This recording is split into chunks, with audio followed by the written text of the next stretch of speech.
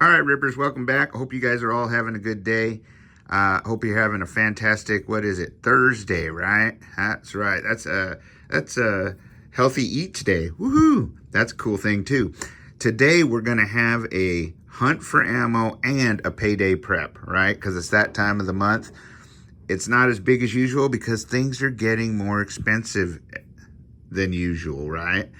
And we've got all kinds of crazy things going on out there. And all I'd say is just keep informed, keep an eye on what's going on out there, and be as prepared as you can be, starting with the basics: food, water, shelter, security, a way to defend yourself, seeds to defend yourself with, all that kind of stuff. Look for the holes right now, because by now most of you should be all pretty well underway with your preps, probably got your gardens going, and are going forward in that way, and that's a great thing. I am absolutely stoked to hear about that.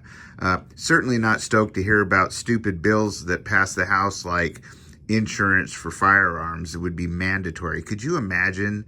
And then it doesn't really say specifically if it's per firearm or just a general liability insurance policy. But the problem with insurance policies, as we all know, every 6 months they keep raising your rates. At least I know that's the way it is with my car insurance, because my kids are on it and stuff. And even though they're great drivers and I'm a good driver and haven't had any issues on there, every month they keep raising it up. And you know what really, really sucks is, check this out. So every time they raise it, or they have the ability to raise it every 6 months, they don't always. And I will say this: State Farm and my local State Farm agent, Shannon Harris, if you guys live in my area in Southern Oregon, check her out.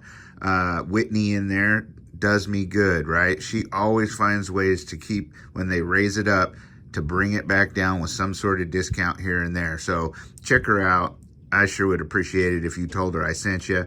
But I'll tell you this, it's not fair, because every time I go in there, it's not really mine that goes up, but maybe $1 or so. Sometimes it goes down. And it's not my oldest or second oldest son who goes up, right?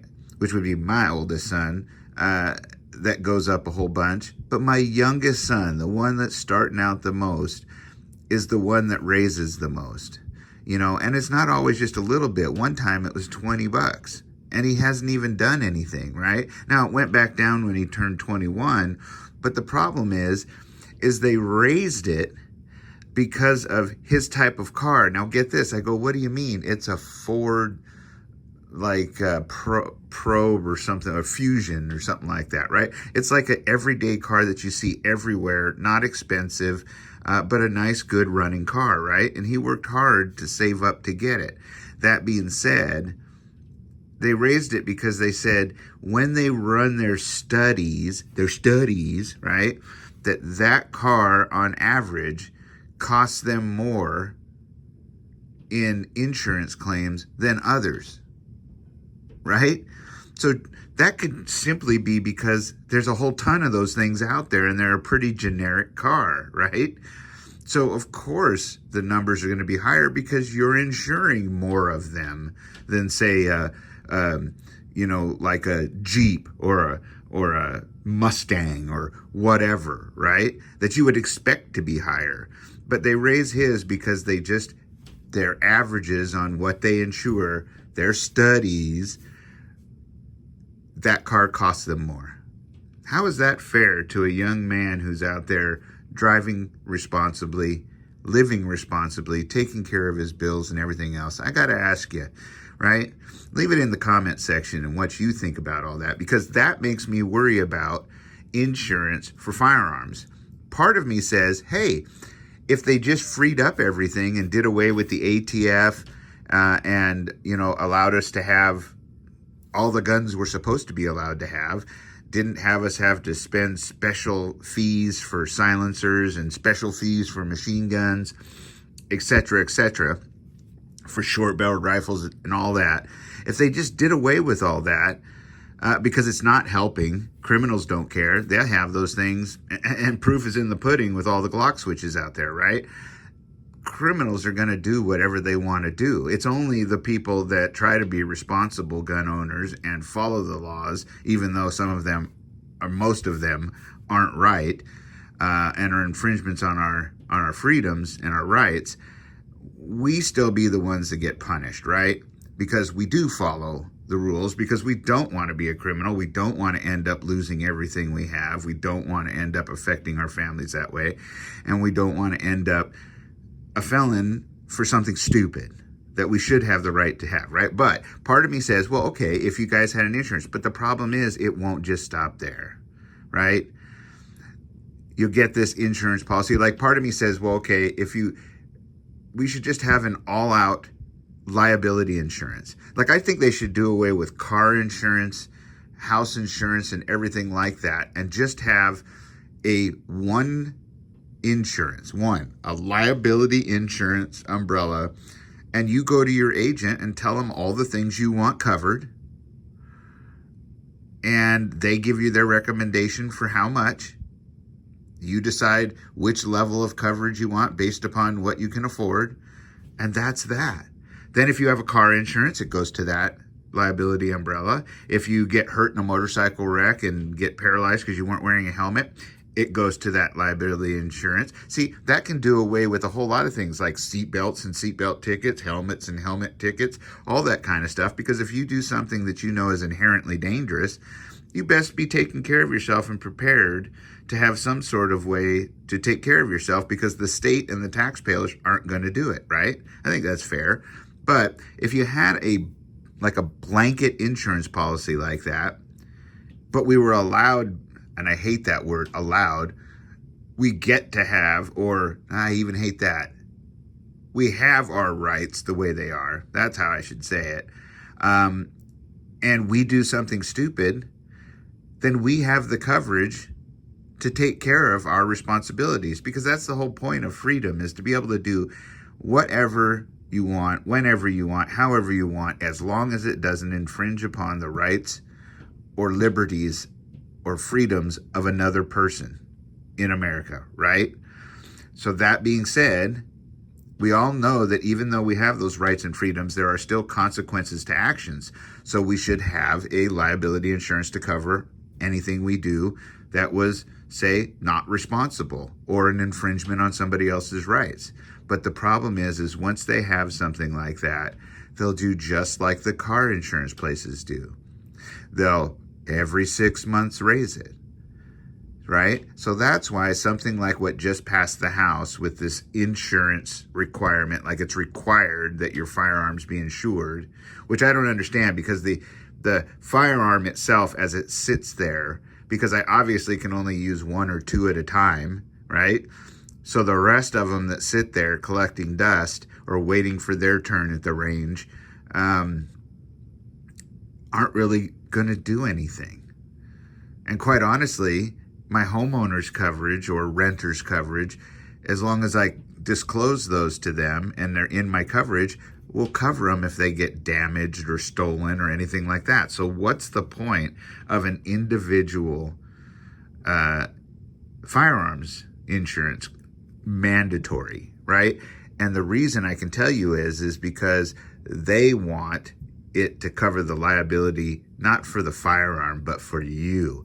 And it's also designed to make it even more expensive. Everywhere you turn, they're trying to make it more expensive. So it's just too much hassle to have a firearm, and it keeps Americans that can't afford the firearm or the ammo or the training or the license or the insurance or whatever they want to impose on it, or whatever tax they want to impose on it. It's to keep them out of those people's hands. And by those people, I mean, what they mean is they want to keep them out of the hands of the poor, the masses, right? The have-nots, right? The whole reason for the two-class system and the two-party system and the keeping us divided, right? Right. And this just adds to that. And it's everywhere we look. right? So that being said, let's get to our video for today. Let's have some fun too. That's enough depressing stuff. But leave your comments in the comment section on what you think about that. Now, here we go for the hunt for ammo this month. We got some 4570 government, entirely too expensive, but it's a 405 grain bullet, whereas my others were 300 grainers, I believe. So these are about as hard hitting as you can get for the 4570. We'll get out to the range here now that the weather's changing and show you. I mean, look at that. That bullet goes down that far into there. That's a whole lot of lump of lead right there. Moving at 1,600 feet per second. Sadly, most places want over almost $60 a box for those, so that's crazy. Then we got some 6.5 Creevemore and the SST. The SST bullet is their high quality, cases and primers. It's their premium bullet that still has lead in it. It's not the copper ones like I've been showing you guys. And these are performance ammo, so for accuracy, long range, if you've got a DMR or a long range firearm, this is a good round to choose from. It also revs up the speed up there, as you can see. Look at that, vroom, vroom, right? I guess the bullets have a V8 in them, but you got 2,950 feet per second, which out of all of their brands and most of the others, this is about the fastest one that I've seen out there in factory ammo. So that's a pretty good speed for a 129 grain bullet. So this would be one that I would recommend, especially if you're looking for something that's really accurate. Now, these, of course, they're wanting at most places. Let's see, what was that? Almost $40 a box, which is stupid. And then we've got your Blazer ammunition, regular old full metal jacket, 230 grain, 45 auto. Probably not moving that fast, under 1,000 feet per second. So the great thing about this is full power 45 is actually subsonic. So when you run it through your suppressor, it's already quiet. So that being said, these you can find on sale anywhere from $25 to $30 a box, which is still stupid compared to old days, but this is where we're coming to. You can see that the prices in ammo have been going up as well. That's why you don't see as much ammo here in front of you. Also got some Sig Sauer Marksman 77 grain OTMs. Yes, it is in 223 because they didn't have it in 5.56. 2,750 feet per second. Really great bullet. This thing right here is super accurate. Everybody knows the 77 grain, especially. See, it's a little hollow point, probably like a Sierra Match King or something like that. It's also a boat tail, so very accurate.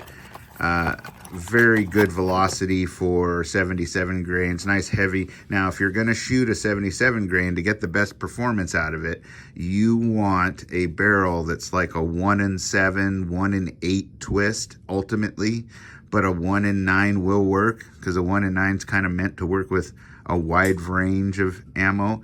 But the 1 in 7 twist on this bullet is just amazingly accurate. They didn't have this bullet when I was shooting long range with 223. I shot 300 and 600 yard matches out at our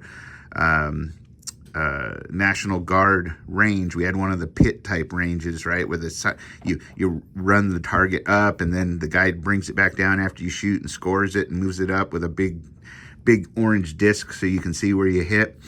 And I was running 69 grain.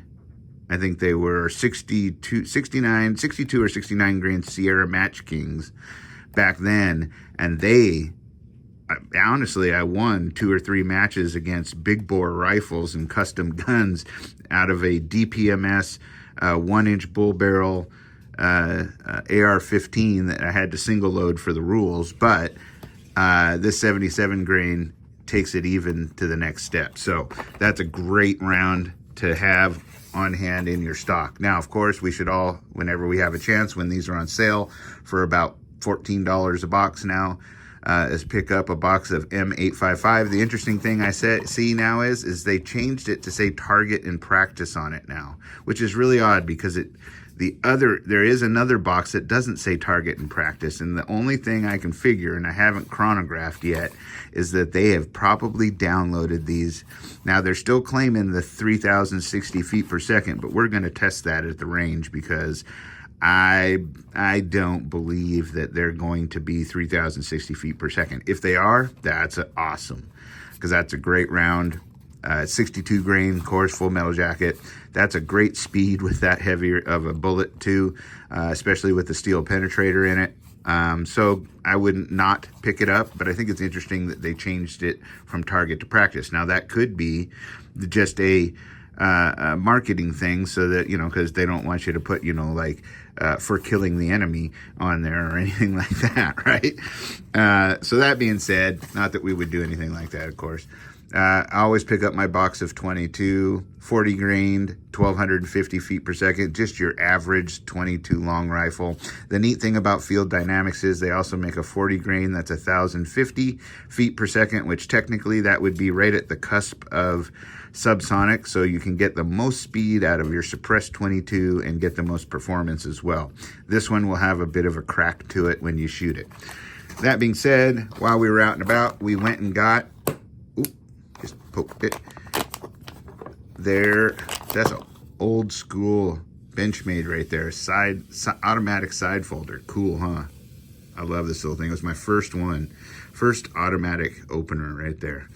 Anyway, the next one was the Infidel, and I know you guys all know what that is. But always, if you don't have 5 mags for a firearm, pick yourself up another. I needed one more for the Hellcat from Springfield, so I got the 13-round Hellcat mag. And then, while I was out my favorite FFL, I picked up this SE Tac. Let's check this out. 308. This is for 308, and I have these for 223 and for my pistols in the belt loadout or my chest rig. I'll show you later, or belt rig. But I see that they had some 308 ones in stock, so they're just a little bigger here, a little bigger here, so you can fit a 308 mag in there. So that'll hold 3 308 mags. It's got your MOLLE loops on there. It's got your laser cut MOLLE in the back. Really, really great products. Got the little tensioners in here. You can't really see it real well, but there's a plastic piece on both sides that kind of comes in, so it springs and holds on for a grip. So when you put your mag in there, it compresses that plastic and holds the magazines in there really good. So the retention is good without having something that keeps you from being able to take it out quickly. So check those out if you have a chance.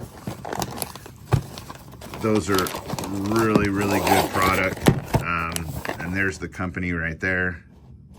Now, I just get whatever they have on clearance or closeout. I don't worry about color so much. So I have some of these that are in brown camo, green camo, black. I figure when you mix and match it, that'll break up your pattern just fine. But I'm kind of cheap, so I'll buy things when they're on closeout. So that's what I did.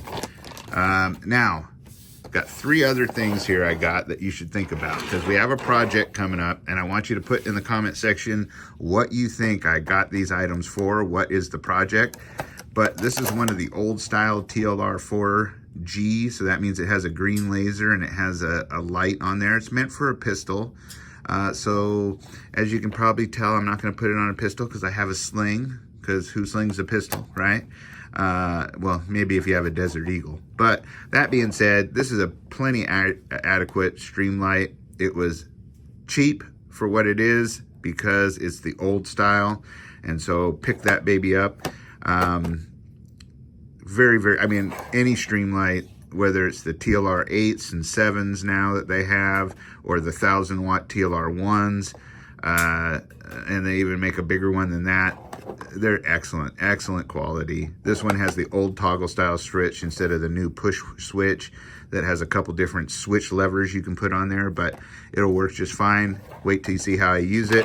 And of course I got a sling, and just get an inexpensive, comfortable padded sling with some loops on there for some shells. And then I like these stock socks on here. It goes on your stock. And I'll show you how we put them on. I put them on so that the sling swivel stud comes in. I cut a hole right here and it comes through. That keeps it from sliding up and down the stock. but it's always good to have some ammo really quick and available on your rifle, I think, at least. So put in the comment section what you think the project's going to be that I'm going to show you that goes with this. That being said, until next time, be safe, be secure, always be aware of your surroundings. Don't cut yourself, right? And always be ready for anything that may come your way. Until next time, adios and aloha.